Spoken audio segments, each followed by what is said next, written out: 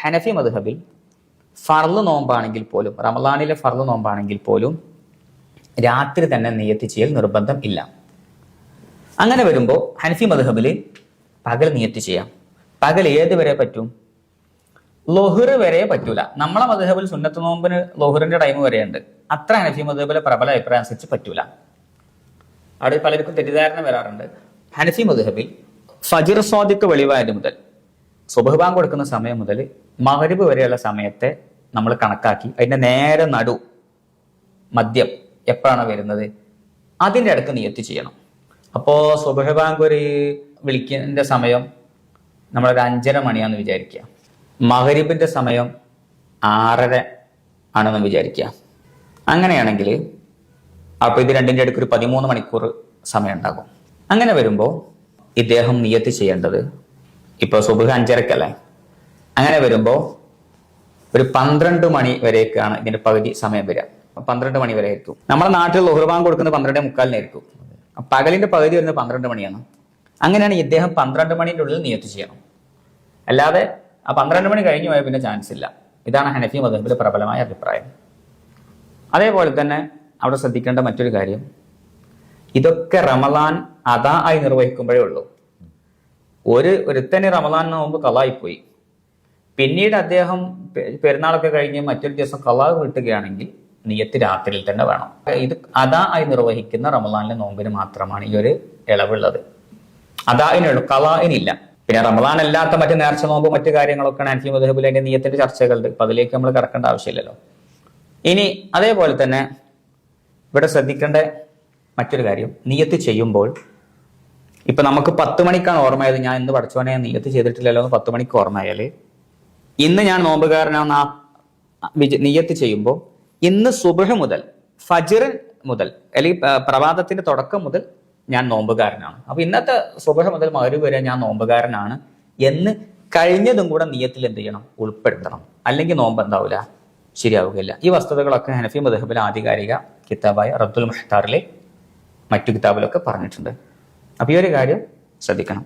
എന്ന് മാത്രമല്ല, ഒരാൾ നിയത്ത് മറന്നുപോയാൽ, നേരത്തെ ഇംസാക്ക് ചെയ്യൽ വുജൂബാന്ന് ഷാഫി മദ്ഹബിൽ നമ്മൾ പറഞ്ഞു, മറന്നുപോയ വ്യക്തിക്ക് ഇങ്ങനെ ഹനഫി മദ്ഹബ് അനുധാവനം ചെയ്തുകൊണ്ട് പകൽ ഉച്ചയുടെ പകുതിക്ക് മുമ്പ് നിയത്ത് ചെയ്യൽ സുന്നത്താണ്, നല്ലതാണ് എന്ന് നമ്മുടെ ഫിഖ്ഹിന്റെ കിതാബുകളിലൊക്കെ പറയുകയും ചെയ്തിട്ടുണ്ട്.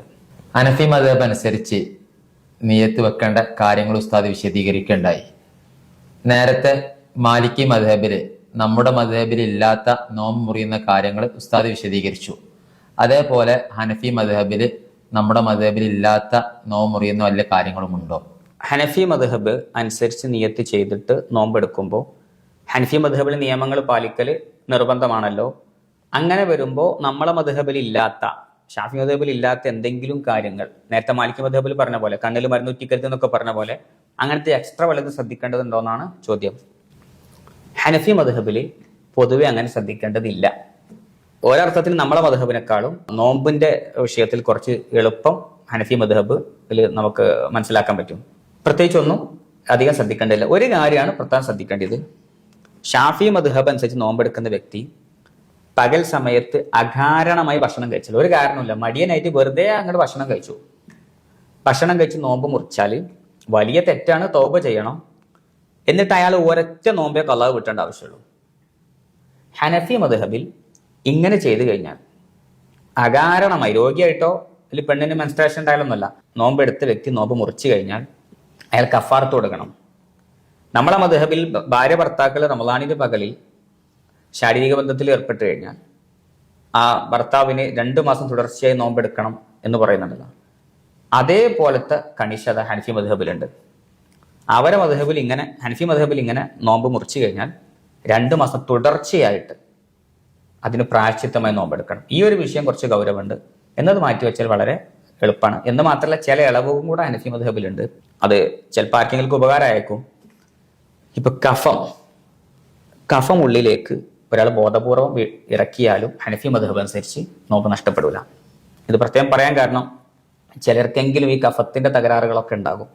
അപ്പൊ അത്തരം ആളുകൾക്ക്, കഫം കൊണ്ട് വല്ലാതെ പ്രയാസപ്പെടുന്നുണ്ടെങ്കിൽ അത്തരം ആളുകൾക്ക് ഹനഫി മദ്ഹബ് അനുധാവനം ചെയ്ത് ഈ നോമ്പുമായി ബന്ധപ്പെട്ട് മറ്റു ശ്രദ്ധിക്കേണ്ട കാര്യങ്ങളോട് അയാൾ പഠിച്ചെടുത്തിട്ട് അദ്ദേഹത്തിന് ഹനഫി മദ്ഹബ് അനുധാവനം ചെയ്ത് വേണമെങ്കിൽ ചെയ്യാവുന്നതാണ്. എന്നാൽ പിന്നെ ഇങ്ങനെ കൂടുതൽ തുപ്പിക്കൊണ്ടിരിക്കേണ്ട ആവശ്യമില്ല. എങ്കിലും ഹനഫികൾ പറയുന്നുണ്ട്, അവർ കിതാബ് പറയുന്നുണ്ട്, കഫങ്ങൾ വിഴുങ്ങരുത്, വിഴുങ്ങാതിരിക്കൽ പ്രത്യേക സുന്നത്താണ്. കാരണം ഷാഫിഈ മദ്ഹബിൽ കഫം വിഴുങ്ങിയാൽ നോമ്പ് മുറിയുമെന്നുണ്ടല്ലോ, അതുകൊണ്ട് പ്രത്യേകം ശ്രദ്ധിക്കണമെന്ന് നമ്മളെ ഹനഫി മദ്ഹബിന്റെ കിതാബിൽ ഉണർത്തുന്നുണ്ട്. അതേപോലെ തന്നെ നമ്മുടെ ഷാഫി മദ്ഹബിൽ നമ്മുടെ വായിൽ ഉമിനീര് അത് പുറത്തേക്ക് വന്നു, നമ്മളെ ചുണ്ടിന്റെ പുറംഭാഗത്തേക്ക് വന്നു. എന്നിട്ട് ആ നനവോട് കൂടി അത് ഉണങ്ങിപ്പോകുന്നതിന് മുമ്പ് അത് നേരെ ഉള്ളിലേക്ക് തന്നെ ഒരാൾ എടുത്തു, എന്നിട്ട് അത് വിഴുങ്ങിയാൽ, ശരിക്കും ഇവിടെ നനവ് ശരിക്കും പുറത്തുണ്ട്, എന്നിട്ട് അത് ഉള്ളിലേക്ക് എടുത്ത് അത് വിഴുങ്ങിക്കഴിഞ്ഞാൽ നോമ്പ് നഷ്ടപ്പെടും ഷാഫി മദ്ഹബിൽ. ഹനഫി മദ്ഹബിൽ അതുകൊണ്ട് നോമ്പ് നഷ്ടപ്പെടില്ല. അപ്പോൾ ലേശം അയാൾ സംസാരിക്കുമ്പോൾ ലേശം ഉമിനീരും പുറത്തേക്കും വന്ന് അയാളത് വായിലേക്ക് തന്നെ അത് മടക്കിയെടുത്തു, എന്നിട്ട് വിഴുങ്ങിയാൽ നോമ്പ് മുറിയില്ല. ഇങ്ങനത്തെ ചില സൗകര്യങ്ങൾ ഹനഫി മദ്ഹബിൽ ഉണ്ട് എന്നത് മാറ്റി വെച്ചാൽ, പിന്നെ നേരത്തെ പറഞ്ഞ പോലെ മനഃപൂർവ്വം നോമ്പ് മുറിച്ചാലുള്ള പ്രശ്നം മാറ്റി വെച്ചാൽ മറ്റു കൂടുതൽ കാര്യങ്ങളൊന്നും ഹനഫി മദ്ഹബിലുള്ളതായിട്ട് ശ്രദ്ധയപ്പെട്ടിട്ടില്ല. ഈ മസാലകളൊക്കെ റദ്ദുൽ മുഹ്താർ പോലുള്ള കിതാബുകളിൽ നിന്ന് മനസ്സിലാക്കാം. ഇതുമായി ചേർത്ത് പറയേണ്ട ഒരു സംഗതി, മറ്റൊരു മദ്ഹബിൽ അങ്ങനെ ഇളവുണ്ടല്ലോ എന്ന് കരുതി സൗകര്യങ്ങൾ മാത്രം ഇങ്ങനെ അന്വേഷിച്ച് പിടിക്കുക, തതബ്ബുർ റുഖസ്, ഇളവുള്ളത് മാത്രം ഇങ്ങനെ പെറുക്കി എടുക്കുക, ഈ പരിപാടി ചെയ്യൽ തെറ്റാണ്. അതേസമയത്ത് ഒരാൾക്ക് ആവശ്യമുണ്ടെങ്കിൽ ഒരു വിഷയത്തിൽ മറ്റൊരു മദ്ഹബ് എടുക്കാം. നമ്മൾ പറഞ്ഞ പോലെ ഇളവ് പിന്തുടരുക എന്ന ലക്ഷ്യമില്ലാതെ നമുക്ക് എന്തെങ്കിലും വിഷയത്തിന് ആവശ്യമുണ്ടായി ഇളവ് മാത്രം പെറുക്കിയെടുക്കില്ല പ്രശ്നം. എപ്പോഴെങ്കിലും ആവശ്യമുള്ളപ്പോൾ ഇളവ് എടുക്കുന്നതിൽ കുഴപ്പമില്ല. അതിന് നമ്മൾ വ്യത്യാസമുണ്ട്. തതബ്ബുർ റുഖസും അഖ്ദുർ റുഖസും തമ്മിൽ വ്യത്യാസമുണ്ട്. ഇളവ് സ്വീകരിക്കാം, ഇളവ് മാത്രം അന്വേഷിച്ച് പിടിക്കുക, എന്നിട്ട് എല്ലാ മദ്ഹബിൽ ഇളവുള്ളത് എടുത്തിട്ട് ഇയാൾ ഒരു വളരെ സുഖകരമായ അവസ്ഥയിൽ നീങ്ങുക, ആ പരിപാടി തെറ്റാണെന്ന് ഇമാമുകൾ പറഞ്ഞിട്ടുണ്ട്.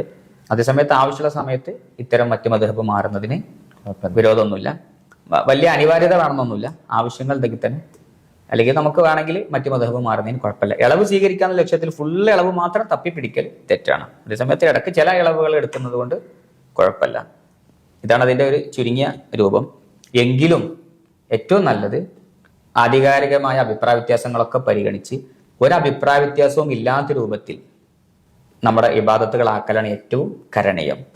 ആധികാരികമായ പ്രധാനപ്പെട്ട പ്രബലമായ മദ്ഹബുകളിലും മറ്റുള്ള അഭിപ്രായങ്ങളൊക്കെ പൊതുവെ അത് സ്വീകരിച്ച് ആ അഭിപ്രായ വ്യത്യാസത്തിൽ നിന്നൊക്കെ പുറത്തുപോയി അഭിപ്രായ വ്യത്യാസം ഇല്ലാത്ത രൂപത്തിൽ നോമ്പാണെങ്കിലും നിസ്കാരമാണെങ്കിലും നിർവഹിക്കലാണ് ഏറ്റവും ഉത്തമം.